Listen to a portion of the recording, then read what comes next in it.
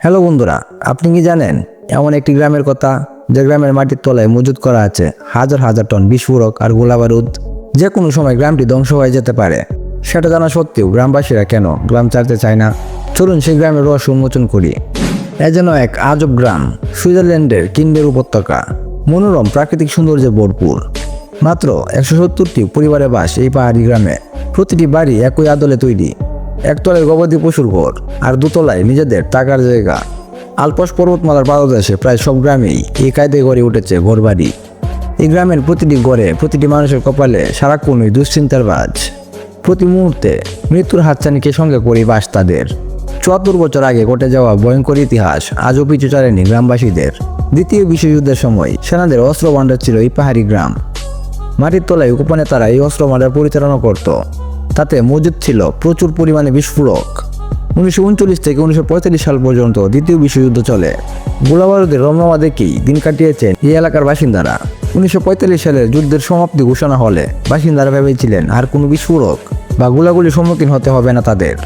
2 বছর পর দুঃস্বপ্নের রাত আবার ফিরে আসে তাদের জীবনে। সেটা 1947 সাল। গভীর রাতে আচমকা কেঁপে ওঠে গোটা গ্রাম।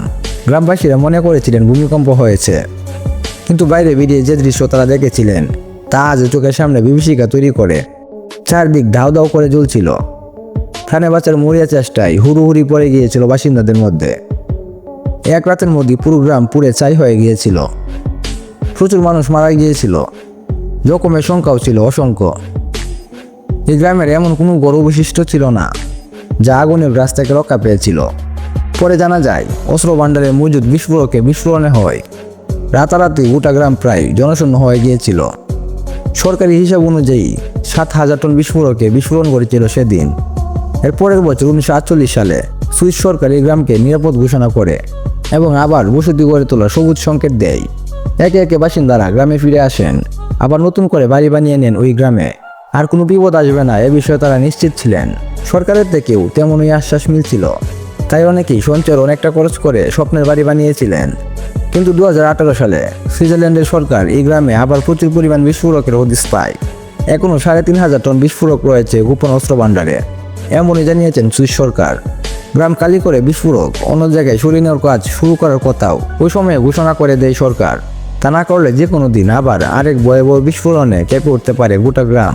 কিন্তু তা সত্ত্বেও বিটে চালতে নারাজ গ্রামবাসীদের একাংশ। সুইস সরকারের হিসাব অনুযায়ী 10 বছর লাগবে ওই পরিমাণ বিস্ফোরক নিরাপদে অন্যত্র সরিয়ে নিয়ে যেতে। আর এই 10 বছর গ্রামবাসীদের বিটে চারা হয়ে কাটাতে হবে। এর জন্য ক্ষতিপূরণ দিতেও রাজি সুইস সরকার, কিন্তু রাজি হননি গ্রামবাসীদের একাংশ। বিপদের ঝুঁকি মাথায় নিয়ে বিটে আগলে গ্রামে পড়ে রয়েছেন তারা।